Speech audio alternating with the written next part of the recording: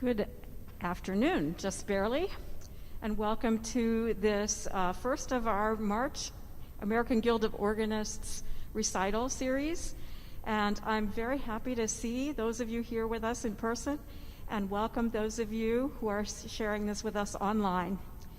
Today, before I introduce our first organist today, first of all, can you understand me well enough without my mask off? Good, okay. The American Guild of Organists hosts this series every month at a different church in the Philadelphia area. This is the Philadelphia chapter. And the organists who play are all members of the Guild, and they donate their time and their talent to provide this opportunity to hear organ music outside of the context of worship. And so we're very, very grateful to all of our members who put in that kind of time. And usually I say there's a lunch afterward, but that's going to happen next year. So in any case, so here we have today Rudy Lucente. He has been the organist, an assistant organist at the Wanamaker Organ in the Macy's store ever since it was the Wanamaker store. Is that correct? And Rudy brings a wonderful, refreshing, delightful attitude and personality to organ playing, and I will say no more because I'm so looking forward to hearing him play. So let's welcome Rudy.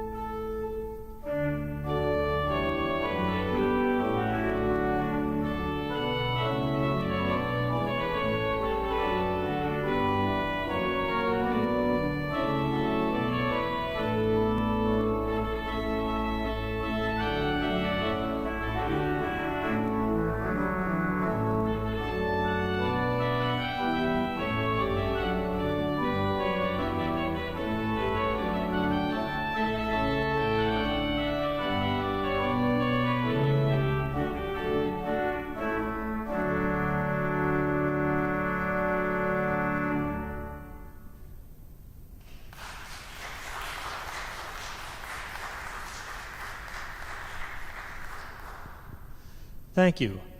It's great to actually have people sitting here as well as those of you who are online, and welcome, to say the least. On my way here, I was listening to a news account from a Phillies baseball player who was saying how important it is to have fans in the stands. And he didn't realize how important that was until last season, of course, when they had to play without those fans. Now, I'm not sure that I'm quite at the level of a Phillies baseball player to actually have fans, but I am delighted to have you here in front of me. And more importantly, all of the organists and other folks who might be online watching as well. These programs that the Guild does and that our chapter does are really very important in a number of ways. I'm sort of, as Carlo Curley used to use the phrase, the wonderful organist Carlo Curley, the simple village church organist. And that's basically what I am. And essentially, we have members of the chapter who are really fine players. And if you are one of those and you just really feel that you can do this, you should really talk to the Guild folks, the chapter folks who are involved in planning these. It's really a fun thing to do. It's just a little music making with friends and colleagues, and it's just something that's, I think, very important that our chapter does. Next on the program is the Keith Chapman Gaelic Air. Now, Keith Chapman was the Wanamaker organist when I started there on February 3rd, 1978. I'm actually even older than, I noticed Dr. Jeff Fowler in the audience here, and I'm actually older than he is, which really is saying something. In any case, and for those of you who know him, you get the joke, as it were. In any case, Keith Chapman was someone who I studied with for a number of years, and of course we were very close friends as well. And their tragic death, actually almost 32 years ago. It seems amazing to think back that far. But typical of Keith's music, if you look at it, for those of you who play anything of Keith's, it doesn't look all that hard to play until you start to learn it. And then suddenly you find that he's got spots where you're playing two keyboards with one hand and moving melodies around into the pedal and back again, and this piece is no exception to that. So this is Gaelic Air, which of course is his take on Morning Has Broken.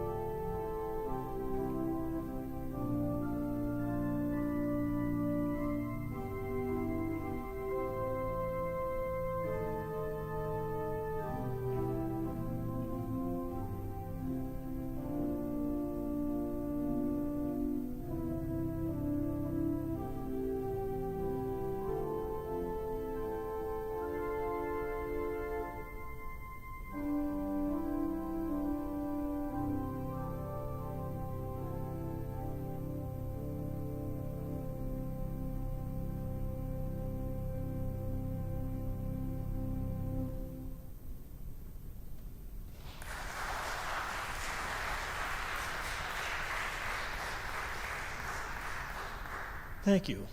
Over the years, as you can well imagine, people would ask me what some of my favorite pieces are to play on the Wanamaker organ, which is arguably the largest fully playing musical instrument in the world. And they always would make the assumption that it would be some sort of bombastic piece that would take advantage of a 6-keyboard, 463 rank, 729 stop organ, when actually some of my favorite pieces are actually, think about it, a lot of the beauty in this world is the subtlety, not necessarily the impact. So that's the case even with the Wanamaker organ. And I might add with this instrument, I've enjoyed getting to know this instrument. This is really only the first time that I've actually had an opportunity to encounter it. I've been to concerts before, but I've never played it. So it takes a little getting used to. It's a little different instrument, being a tracker. It's not normally the type of instrument I'm used to, but similarly to the Verizon Hall organ, which was built by the same company, it has many of the musical characteristics, and it's kind of nice to be able to explore an instrument that I'm not familiar with. So that part of this has been fun as well. In any case, the Arn flute tune is one of my favorite pieces to play at the store, as we call it. It'll kind of always be Wanamaker's to me, I guess, but it's Macy's now, and they do a wonderful job of taking care of the instrument there. In any case, this particular flute tune you'll hear some flutes that are from two of the divisions, both the Great Division and the Swell Division. So you'll hear different flutes coming from different parts of the organ.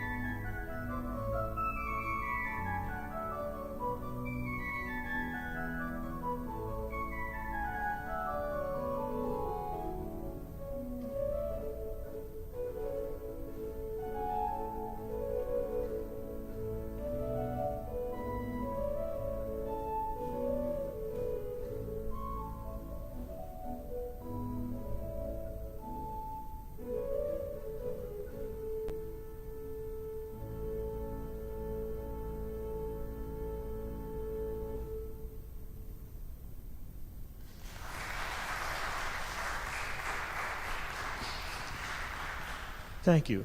For about 27 years, thereabouts, I've had the privilege also of playing at Longwood Gardens, usually over the holiday season, but occasionally in other times, and sometimes for demonstrations or open houses, things of that nature. A couple of years ago, Longwood Gardens reopened their main fountains again. So I resurrected Percy Fletcher's Fountain Reverie at the time and was playing that there. And I thought it would be interesting to play it here. It's kind of a very listenable piece, and you kind of get the fountain sense out of it. So this is Percy Fletcher's Fountain Reverie.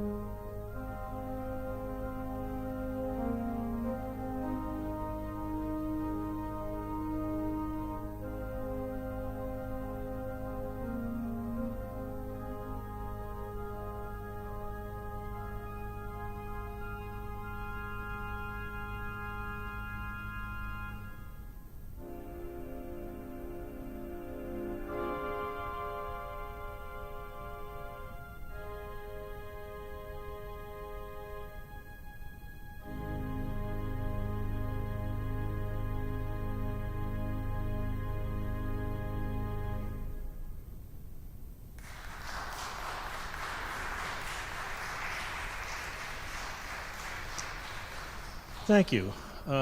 The composer John Ireland wrote a nice little suite. There are actually several movements to this suite. It's a nice little selection of pieces to play, and I've selected the menuetto from about the middle of it, as a matter of fact. It's kind of one of those very listenable, kind of typical pieces, as it were. One thing I would like to say is that everything that I'm playing today, and was specifically selected, are things that I have used, will use, probably will use again, in service playing, either as a prelude, a postlude, a meditation, it depends. So for those of you who are church organists out there, again, if you kind of feel the mood to be able to participate in the chapter, we certainly have a lot of things for you, a lot of resources, and if you are not a member of the chapter and you're in the Philadelphia area, I would certainly invite you to join. I had the privilege of being on the executive committee. I was dean at one point in time. I know Dr. Fowler was dean. I think Claire was dean as well at one point in time. And I want to thank, by the way, I want to take this opportunity to thank Claire and all the other folks here at St. David's. It's wonderful to be able to come here and be just participate in these programs. It's been a while since I've done one, so as you can probably tell. In any case, moving right along, this is the Menuetto Impromptu of John Ireland.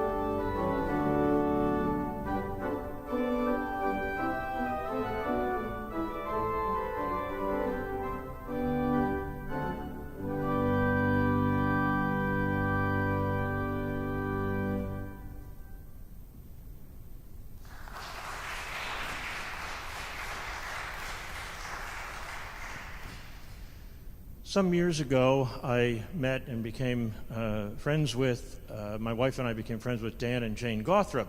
Dan is a wonderful composer and has written a ton of music, and I would probably dare say that there's not a church musician who doesn't know his works, some of them, especially his Sing Me to Heaven, which is probably one of the most famous choral pieces out there that he's written. In any case, Dan had sent me a copy of Arioso. Actually, he sent me a PDF file of it, and I played it at the Kimmel Center, as a matter of fact, and he happened to be there. And I wasn't that familiar with the piece yet, and was just kind of learning it, as it were, and made a couple of, shall we say, field modifications. What that really is meant to be is it was things that could have been a mistake, and I covered it. In any case, so now instead of just sending me music, like Dan sends me copies of things and he signs them, and he was putting, to my good friend Rudy and all that sort of thing. Now he sends me copies, and what it says is, could you at least use this as a starting point? So in any case, so in deference to Dan, I'm actually going to use the score for the Arioso, which is just a lovely piece. It really is. And any number of organists that have not been familiar with this, that have heard me play it, have said, oh, I've got to get a copy of that. It's just a great piece to play. So this is Dan Gothrop's Arioso, more or less like he wrote it.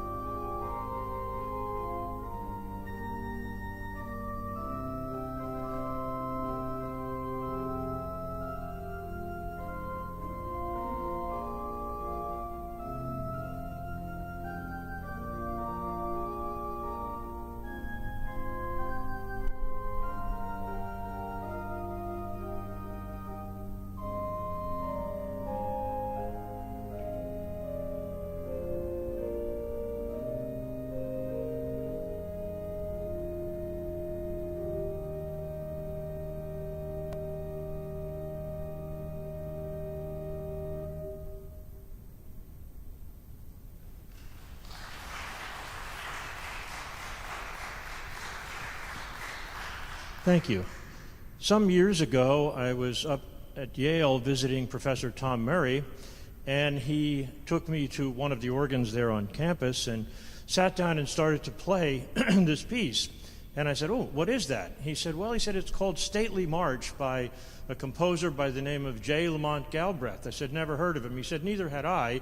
He said, "But I came upon this handwritten copy." He said, "It's out of print," and he said, I can give you a copy of it." He said, "And it's kind of a nice piece to play as marches go." And so I learned it, and I thought, it is kind of a cool piece, and it's got a little bit of variety to it. It's got two little middle sections. It's not terribly long, and yet it's sort of a crowd pleaser, as it were. So I will be closing today with J. Lamont Galbraith's Stately March. And thank you again for coming, and thanks for all the folks who are online. Thanks again to St. David's and Claire Rozier and everyone here, and hope to see all of you again at these other programs as they happen. There are wonderful organists on the lineup for this month.